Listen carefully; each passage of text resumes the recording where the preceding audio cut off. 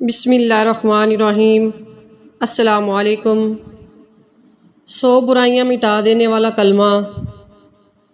سیدنا ابو ہریرہ رضی اللہ تعالی عنہ سے مروی ہے کہ نبی کریم صلی اللہ علیہ وآلہ وسلم نے فرمایا، جس نے دن میں 100 مرتبہ لا الہ الا اللہ وحدہ لا شریک لہ لاہ الملک ولاہ الحمد وہو علی کل شیء قدیر پڑھا، اسے 10 غلام آزاد کرنے کا ثواب ہوگا اور اس کے نامہ اعمال میں 100 نیکیاں لکھی جائیں گی اور 100 گناہ مٹا دیے جائیں گے، اور اس روز شام تک شیطان سے امن میں رہے گا، اور اس سے بہتر کوئی شخص نہ ہوگا، لیکن جس نے اس سے بھی زیادہ اسے پڑھا ہو۔